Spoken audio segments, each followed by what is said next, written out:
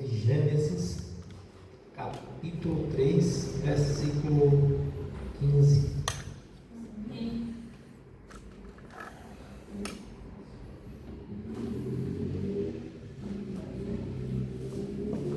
Gênesis capítulo 3, versículo 15.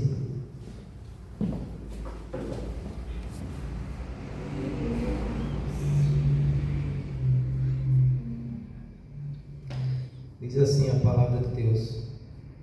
Gênesis 3, 15. Porém, inimizade entre ti e a mulher, entre a tua descendência e o seu descendente. Este te ferirá a cabeça e tu lhe ferirás o calcanhar. Amém? Amém. Senhor Deus, muito obrigado, Pai, por essa rica oportunidade de estar aqui com os meus irmãos neste primeiro culto do ano. Que tudo aqui seja feito para a honra e glória do teu nome. Em nome de Jesus que eu agradeço. Amém. Queridos irmãos, a última vez que eu estive aqui neste púlpito, eu falei que eu ia trazer algumas mensagens sobre, com o tema principal, as promessas do Evangelho. Amém. E na primeira vez, na primeira mensagem, eu fiz uma introdução geral do que eu ia falar, né? Não sei se os irmãos vão se lembrar, a gente partiu ali de Romanos 1 e 2, né?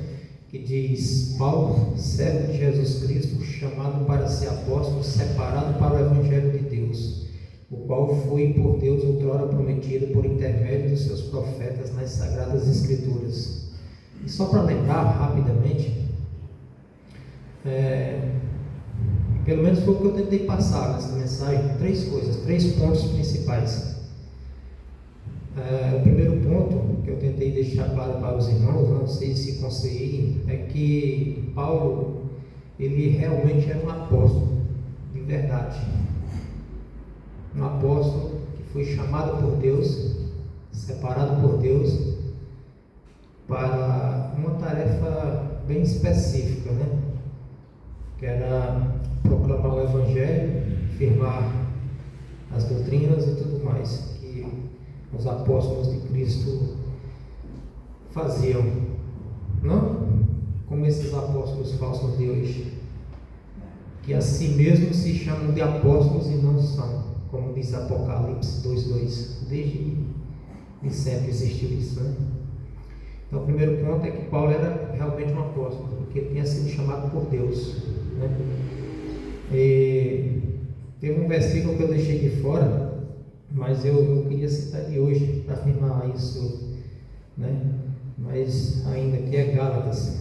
Os irmãos conhecem o contexto que ele escreve a carta. Em Gálatas 1:1 ele diz: Paulo, apóstolo, não da parte de homens, nem por intermédio de homem algum, mas por Jesus Cristo e por Deus Pai, que o ressuscitou dos mortos. Amém.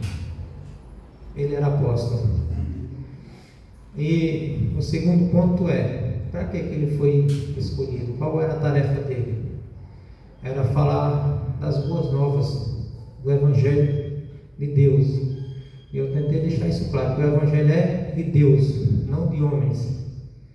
Que o Evangelho é algo que Deus fez, não é algo que nós fazemos, nem um apelo para que nós façamos algo. Tudo é de Deus, Ele que fez tudo. E que o Evangelho, que diz que é uma boa nova no sentido de que aquelas coisas acabou de acontecer, mas que em outro sentido não era novo assim. Paulo, ele nos tenta abrir a mente para isso, que é o meu terceiro ponto da primeira mensagem, que é o quê? Ele diz: isso que eu prego para vocês, irmãos, foi prometido anteriormente. E aí eu citei várias passagens por alto com os irmãos dessas promessas, E o que nós vimos mais no terceiro ponto? Nós vimos que Deus usou pessoas para transmitir essas promessas, né? Essas profecias, que foram seus profetas, homens que Deus escolheu para transmitir essa mensagem. E não só isso, ele não só falou com os seus profetas, mas ele deu inspiração a eles para que eles registrassem isso nas Sagradas Escrituras, às quais nós temos acesso hoje. Então, não sei se eu consegui ser claro para com os irmãos, mas foi isso que eu tentei passar no primeiro sermão. E hoje a gente vai começar a entrar nessas promessas, né? Nesse segundo sermão, eu dei o título de O Descendente da Mulher, onde nós vamos partir aqui de Gênesis 3,15. Amém? Amém.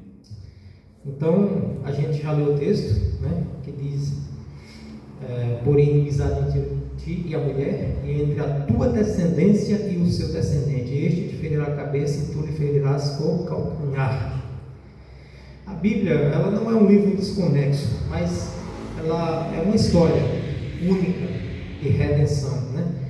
Desde o primeiro pecado no Éden, Deus já começa ali a revelar o seu plano de salvação, como está aqui nesse versículo 15 de Gênesis 3, né? Que é conhecido aí pelos estudiosos como o proto-evangelho, né? Ou seja, o primeiro anúncio do evangelho, né? Mas nós vamos aprender também nesse texto que mesmo em meio ao juízo, que é isso que Deus está fazendo aqui, é o pronunciamento de um juízo, né, contra a serpente, o Satanás. Deus também anuncia esperança. Em meio ao juízo, Deus ele anuncia que viria um descendente, nascido de mulher, que pisaria a cabeça da serpente. Então, desde então, toda a Bíblia passa a responder uma pergunta: quem é esse descendente? Então, hoje nós veremos como essa promessa ela percorre a história, passando por uma linhagem específica até se cumprir plenamente no nascimento de Jesus Cristo, nosso Senhor. Amém. Irmãos, os críticos da Bíblia, e até mesmo alguns cristãos meio malucos aí, eles querem rejeitar, e muitos rejeitam, querem até tirar da Bíblia os primeiros 11 capítulos do livro de Gênesis, mas nunca conseguiram e nem vão conseguir, porque aqui está a base de tudo.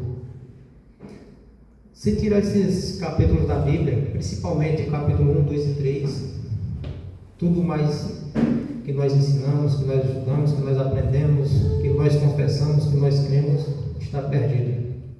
Aqui está a base de tudo. Nos primeiros capítulos de Gênesis, nós vemos Deus criando tudo, toda a criação, tudo que existe, inclusive nós, seres humanos, que nós não somos obras do acaso, nem de explosão nenhuma, nem de algumas loucuras como ensinam alguns caras aí, que eu não quero nem mencionar, mas que nós vimos de Deus, foi Ele que nos criou. Amém. E isso está logo no início da Bíblia, né? Muitas coisas fundamentais, os alicerces estão aqui nesses 3 capítulos. E aqui também está o quê? A origem do pecado. Nós vamos ler no Gênesis, nos seus primeiros capítulos, Deus trazendo as coisas da existência apenas pela sua palavra. E o que ele diz é, no final de tudo, eis que tudo era muito bom. Tudo era muito bom. E aí, Deus tendo criado o homem, postou ele no jardim, no Éden, que Deus preparou lá, botou o homem lá para cuidar, providenciou uma esposa para ele, e lhes deu ordens. Falou que eles poderiam comer de tudo livremente que tinha naquele jardim, exceto uma árvore. A árvore que estava no meio do jardim, a árvore do conhecimento do bem e do mal. No entanto, a Bíblia nos diz que Satanás, usando essa serpente, enganou a mulher e ela comeu do fruto, e ela pegou e também deu ao seu marido, e ambos pecaram. E aí Deus chega com o juízo, né? No contexto desse versículo 15 que a gente leu, nós vemos que Deus vem ao jardim, como é de costume, né? A partir do versículo 8, e eles se esconderam da presença do Senhor.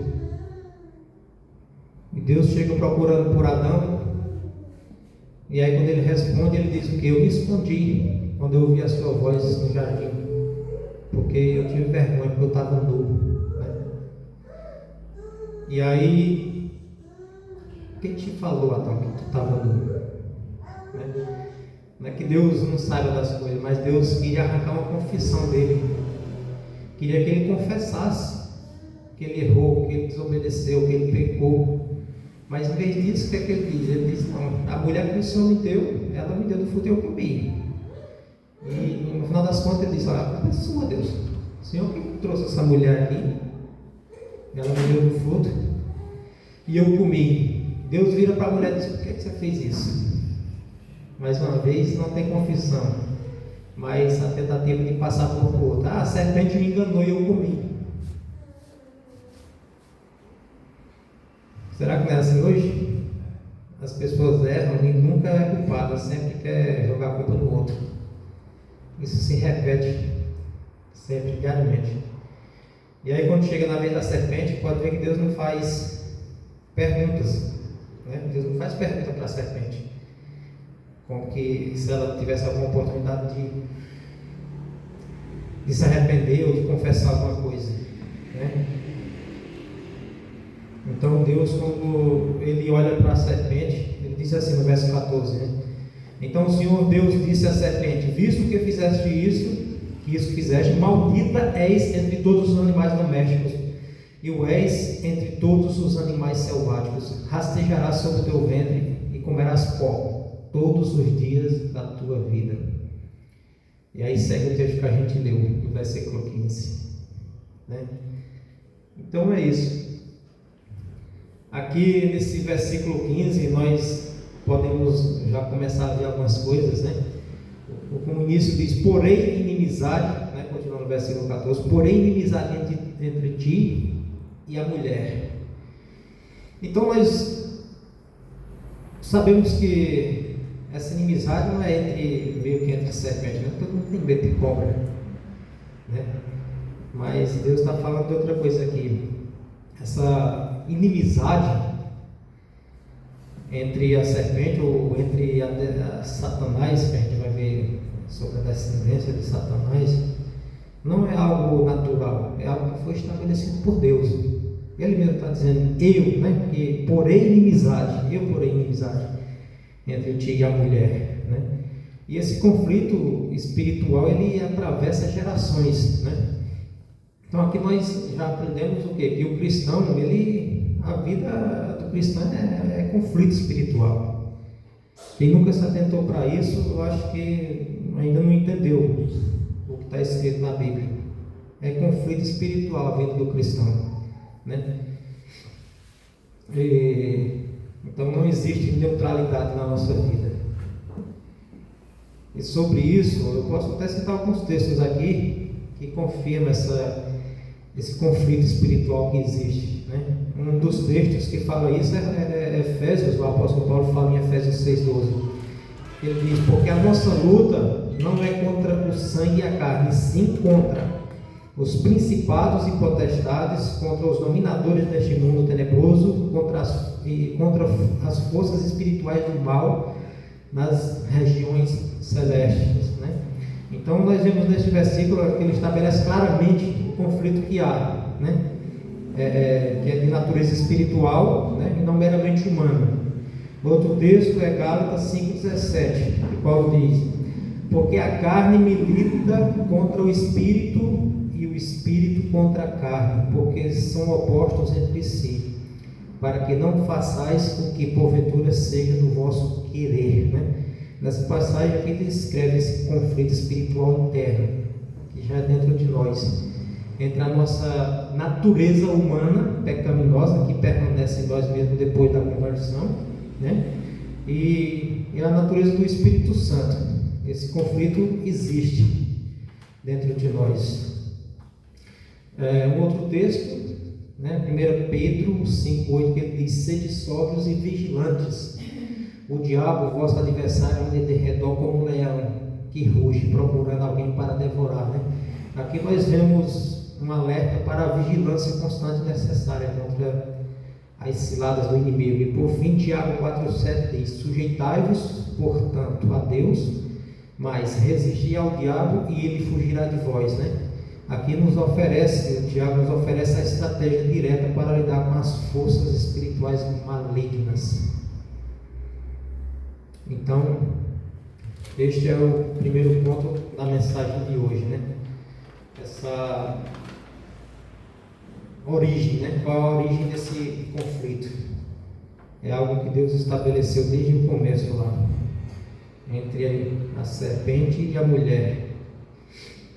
E o versículo segue e diz: e entre a tua descendência e o seu descendente. Entre a tua descendência, está falando de uma descendência do diabo aqui, né? Meu segundo ponto é que existe essas duas descendências em oposição. Talvez a maioria não concorde com isso, mas isso é algo que está na Bíblia, quando vem falar dessa descendência. A inimizade que Deus pôs entre a serpente e a mulher, e entre a tua descendência, ele diz, né? E o seu descendente, falando do descendente da mulher. Então aqui não se trata de algo meramente biológico, mas de natureza espiritual, né? Uma linhagem marcada pela rebelião, né? E outra pela promessa da fé. Eu poderia até citar aqui uns dois textos aqui para os irmãos, que são bem conhecidos. Um deles é João 8,44, onde Jesus está discutindo com algumas pessoas ali, judeus, e chega no versículo 44, Jesus diz: vós sois do diabo, que é o vosso pai, e quereis satisfazer-lhe os desejos. Ele foi homicida desde o princípio, jamais se firmou na verdade, porque nele não há verdade. Quando ele profere mentira, fala do que lhe é próprio, porque é mentiroso e pai da mentira, né? Aqui é o próprio Senhor Jesus falando. Se não tivesse escrito na Bíblia, fosse eu que estivesse falando aqui, a gente poderia duvidar, né? Mas o próprio Jesus está falando: vocês são do diabo.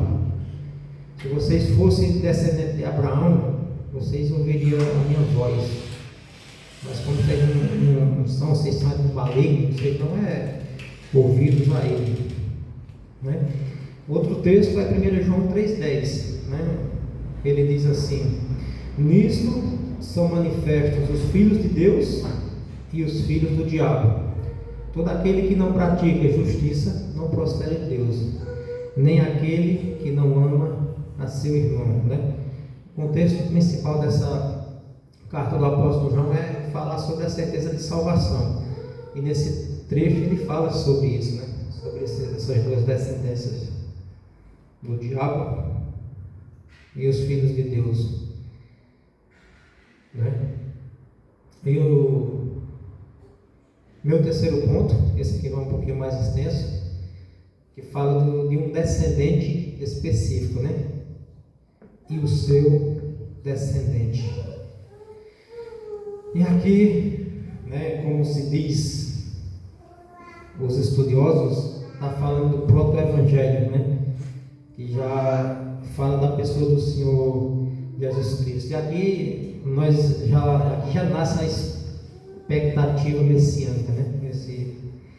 Nesse versículo de Gênesis 3,15.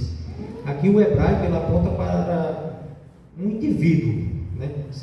Não apenas um grupo. Quando a gente vai ver a palavra no original, que ela serve para as duas coisas, para falar de pessoas do coletivo e também para uma pessoa individual. E que esse descendente ele também não seria qualquer pessoa, né? E nós vamos ver a partir de agora a progressão disso, né? Citando algumas poucas passagens aqui do Antigo Testamento. Quando Deus fala esse versículo, fala essa palavra para a serpente, ele pronuncia em meio ao juízo, que ele traria esse descendente da mulher, ele também fazendo a promessa ali é a humanidade, até então, só tem Adão e Eva. Então, esse descendente pode vir de qualquer um da humanidade, a partir daqui, certo? E aí, quando a gente vai ler na Bíblia, que a gente chega lá no capítulo 12, no chamamento de Abraão, numa parte do versículo 3, né? Nós vemos Deus aqui já começando a estreitar essa promessa, né? Ele restringe isso a uma família, que é a família de Abraão, e ele diz assim: em ti, né, no verso 3, 12, 3, serão benditas todas as famílias da terra. Então nós já vemos isso. Aí Deus, um pouquinho mais para frente, ele começa a ficar um pouquinho mais específico no que ele está dizendo aqui em Gênesis 12. Que ele diz assim, em Gênesis 22, 18, né?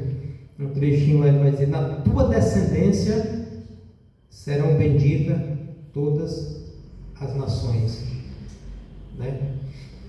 Então Deus ele é preciso, né, no cumprimento de suas promessas. Aqui ele começa a dar a afunilar a promessa, né? Ele viria da linhagem de quem? De Abraão, esse descendente, né? Então a promessa agora ela tem o quê? Tem alcance universal. Todas as nações seriam abençoadas, né? Que a salvação, como nós sabemos, não é só para Israel, mas para todos, né? E eu espero que os irmãos entendam quando eu digo todos aqui, para não achar que eu estou me contradizendo com outras coisas que a gente fala em outra época. Todos são pessoas de todas as nações, etnias, povos, línguas. Não são todo e qualquer ser humano, mas várias pessoas de todas as nações. Amém? Amém. Só para deixar claro aqui. Então, a gente vai caminhando na palavra de Deus, né? E Deus, nós sabemos que Abraão era velho, sua esposa também, estéril. No entanto, Deus promete um filho para Abraão, né? E aí, quem que nasce? Alguns anos depois que Deus aparece aqui, ou seja, 25 anos depois que Deus aparece aqui em Gênesis 12, nasce Isaac. E em Isaac, né, nós sabemos que Abraão teve outros filhos. Primeiro ele teve Ismael com a egípcia, Agar. E depois da morte de Sara, ele também teve outros filhos com concubinas. Mas a promessa ficou restrita a essa pessoa, a Isaac, né? Então Deus deixa claro: em Isaac será chamada a tua descendência. Gênesis 21, 12. Até aqui nós estamos vendo Deus conduzindo tudo, irmãos. Isso nos ensina o quê? Né? Que Deus é quem escolhe segundo o seu propósito, não segundo a lógica humana. E aqui Deus escolheu Isaac, e Deus cumpre seu propósito pela sua soberania. E nós caminhamos um pouquinho mais na Bíblia. Sabemos que a esposa de Isaac também era estéril. Ele casou com 40 anos de idade, orou 20 anos por ela, que era estéril. E quando ele tinha 60 anos de idade, nasceram-lhe 2 filhos, Esaú e Jacó. E aqui nós temos 2 pessoas, e mais uma vez Deus faz a sua escolha. A Bíblia diz em Gênesis 25, 23: o mais velho servirá ao mais novo. E Deus vai reafirmar a promessa, né? Em Gênesis 28, 14: que em ti, falando de Jacó, e na tua descendência serão abençoadas todas as famílias da terra. E Deus ele vai seguir no seu propósito. Paulo fala sobre isso, quando ele trata em Romanos sobre a questão dos israelitas. Ele diz que eles não eram nem nascidos quando Deus escolheu para que ficasse firme o seu propósito, né? Está lá em Romanos. E aí nós sabemos que Jacó teve 12 filhos, né? Daí se originou as 12 tribos de Israel. E aí dessas 12 tribos, né, nós sabemos que quando Jacó, em Gênesis 49, está para morrer, ele chama todos os seus filhos, começa a abençoar um por um, e quando chega em Judá, tem uma parte que ele diz: o cetro não se arredará de Judá até que venha Siló, né? E aqui nós sabemos que isso é uma profecia messiânica, né? Que Deus aqui ele foi estreitando a promessa, estreitando. Quando chega aqui, das 12 tribos ele escolhe uma, é a tribo de Judá. E esse descendente de Judá seria um rei, né? Que viria da tribo de Judá, e que o governo eterno estaria em suas mãos. Mas nós sabemos que a tribo de Judá tinha várias famílias, muitas famílias. E aí Deus estreita mais um pouquinho a promessa. Ele escolhe uma família das várias. Ele escolhe uma em específico, a família do rei Davi. Então, de Judá, né, vem essa linhagem que chega até Davi. Deus faz uma aliança com Davi. E lá em 2 Samuel, capítulo 7, 12 e 13, vou citar só alguns trechos, nos versículos, Deus diz que eu farei levantar depois de ti o teu descendente, que procederá de ti, e estabelecerei o seu reino, estabelecerei o seu trono, o trono do seu reino para sempre. E aqui o negócio estreitou mais ainda.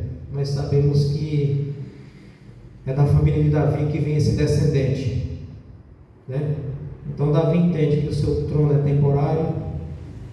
Ele entende que o verdadeiro rei viria de sua casa, né? De sua família. E os profetas confirmam isso. Os irmãos lerem Isaías, capítulo 11, versículo 1. Isaías vai dizer: do tronco de Jessé sairá um rebento, e das suas raízes um renovo. Olha a situação que estaria a casa de Davi quando isso acontecesse. Quando tudo estava, parece que não tinha mais ninguém na casa de Davi. Ele diz: olha, do tronco, não, peraí, da raiz de Jessé, né? De suas raízes sairá um renovo.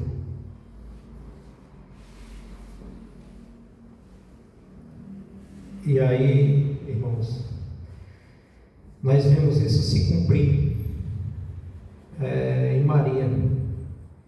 Temos lá a genealogia, 2 genealogias do Novo Testamento. Uma em Mateus, capítulo 1, se não me engano, e a outra em Lucas, capítulo 3. Em Mateus, nós temos a genealogia de José. Os irmãos se lembram que quando foi para Jesus nascer, o rei lá pediu que todos fossem se alistar, né? Então aquilo era feito periodicamente, as pessoas se alistavam, e aí na genealogia vai dizer: esse gerou aquele, fulano gerou a cicrano, e quando chega em José, vai dizer que acho que Jacó gerou a José, marido de Maria, da qual nasceu Jesus. Mas não diz que José gerou a Jesus. E na genealogia de Lucas, ele vai dizer: sendo Jesus, quando começou o seu ministério, 30 anos e tal, ele diz, né, sendo filho de José, entre parênteses, isso traz em algumas traduções, porque está correto entre parênteses, sendo filho de José de não sei quem, por aí vai. Então nós temos ali em Lucas a genealogia de Maria. E todas elas vai chegar em Eva e por fim em Deus. E nós sabemos que na explicação dos evangelistas, eles têm esse cuidado de expressar isso, que Jesus ele é filho de Maria, não de José. A gente pode ver isso em mais detalhes em alguma outra mensagem para falar sobre a encarnação de Cristo. Amém? Amém. Então, é isso, né? E nós vemos o cumprimento dessa promessa, né? Nós vemos na genealogia de Mateus que Jesus é filho de Davi, filho de Abraão. Nós vemos Paulo dizendo em Gálatas 4:4: vindo, porém, à plenitude do tempo, Deus enviou seu Filho, nascido de mulher, nascido sob a lei. Amém. Né? E Jesus, falando aqui de outra promessa também, já vou englobar ela aqui.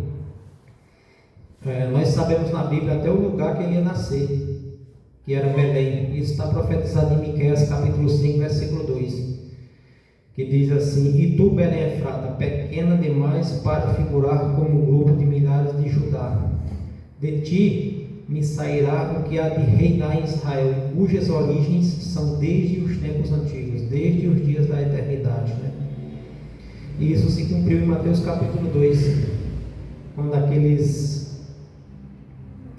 homens, aqueles magos, vieram lá do Oriente a Jerusalém, até Belém, né? E aí, quando eles perguntaram sobre o menino, o rei de judeu que tinha nascido, então Herodes manda chamar os judeus, e quando ele chama os judeus, perguntou que nasceria o Messias. Ele cita exatamente esse versículo, né, de Miqueias 5:2.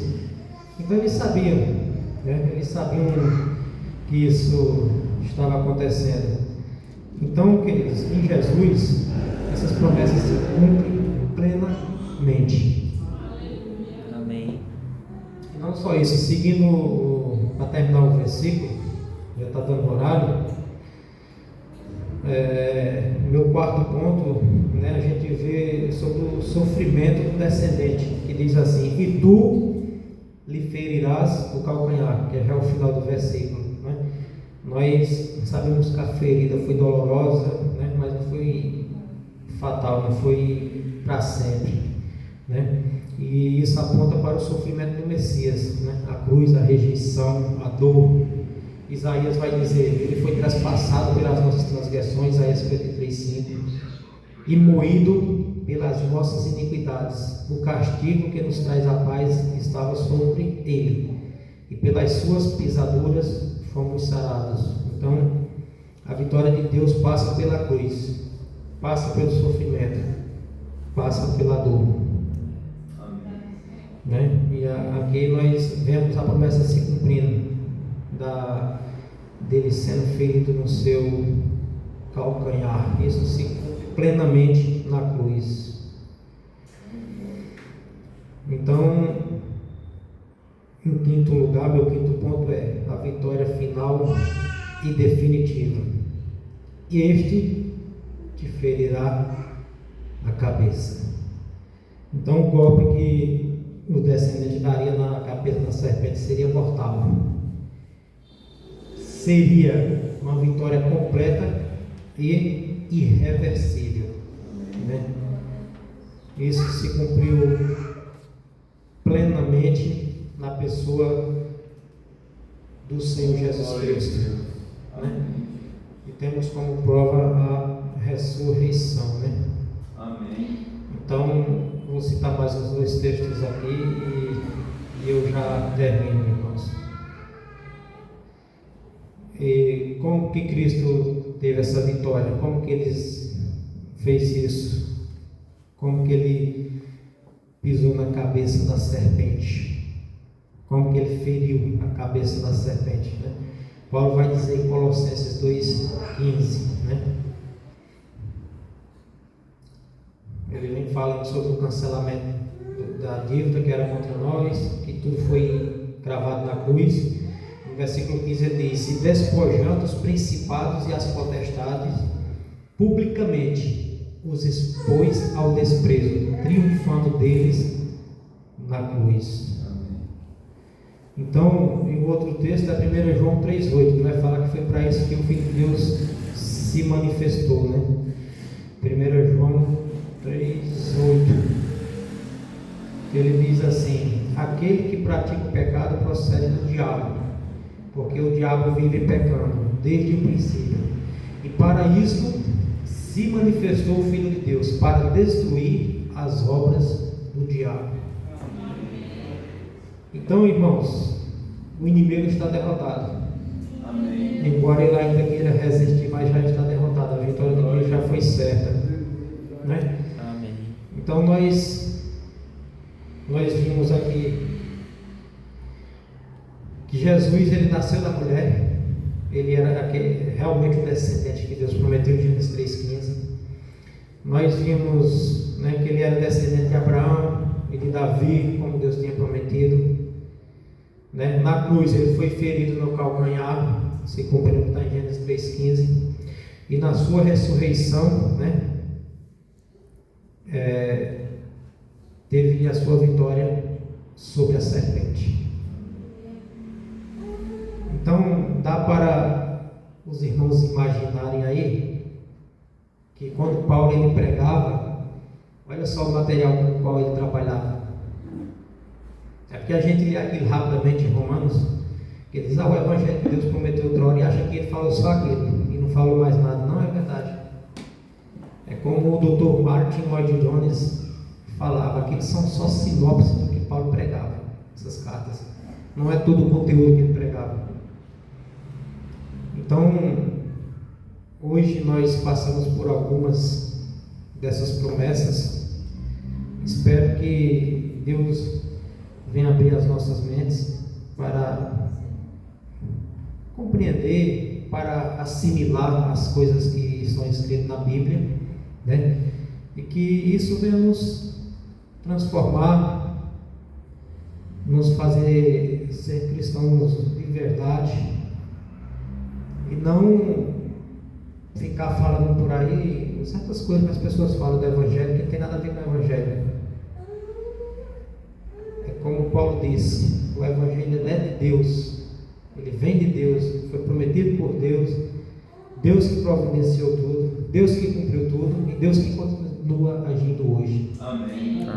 Na vida da sua igreja.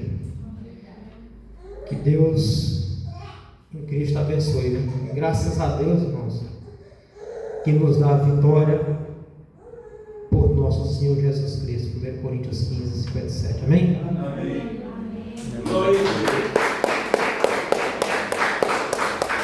Graças a Deus, que Deus abençoe por essa palavra, né, irmãos? Esse estudo que nós estamos fazendo é muito bom sobre as promessas.